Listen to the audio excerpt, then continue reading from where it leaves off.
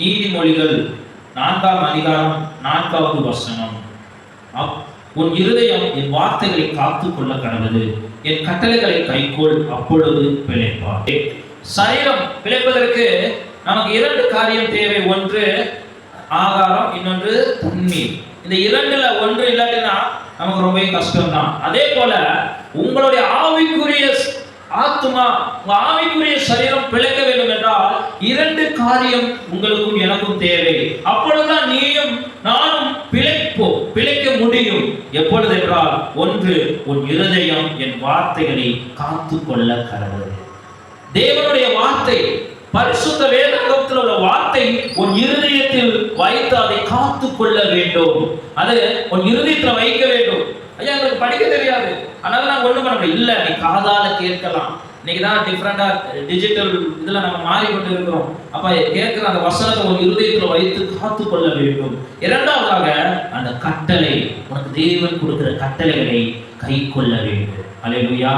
அப்பொழுதுதான் நீ பாக்கியவானாக இருப்பாய். இதை படிப்பது நிமித்தமோ அது மூலமாக படித்து மட்டும் அப்படியே வைத்துக் கொள்வது நிமித்தமாக அல்ல, அதை கை கொள்ள வேண்டும்.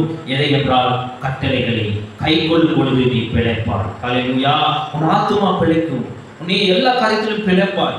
சோர்ந்து போக வேண்டாம். சோர்ந்து போகும்போது உன் இருதயத்தில் அந்த வார்த்தையை வைத்திருக்கும் போது, நீ சோர்ந்து போகும்பொழுது அந்த வார்த்தை உன்னிடம் வந்து உன்னை தேற்றி பிழைக்க வைக்கும். ஆபத்துகள் வரும்பொழுது, ஆபத்து காலத்தில் என்னை நோக்கி கூப்பிடு என்று சொன்ன அந்த வசனம் வந்து உன் இருதயத்துல இருந்து வெளில வரும் பாருங்க. உடனே ஆண்டவரை தேடி போய் உடனே பிழைப்பீங்க. அல்லேலூயா. அவருடைய கட்டளைகளின்படி நடக்கும் பொழுது ஆபத்து உனக்கு வராது, தீங்கு உனக்கு வராது, நீ தீங்கு செய்ய மாட்டாய். அப்பொழுது நீ பிழைப்பாய்.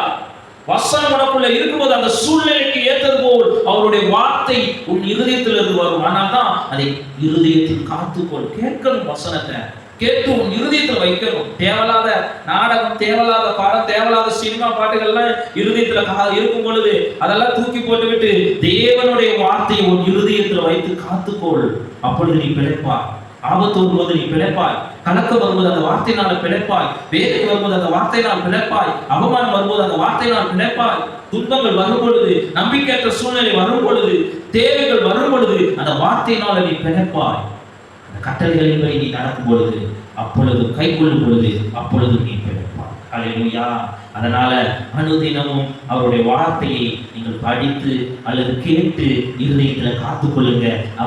அவருடைய கட்டளைப்படி நடந்து நீங்க இருங்க. கண்டிப்பாக நீங்க பிழைப்பீர்கள். வார்த்தை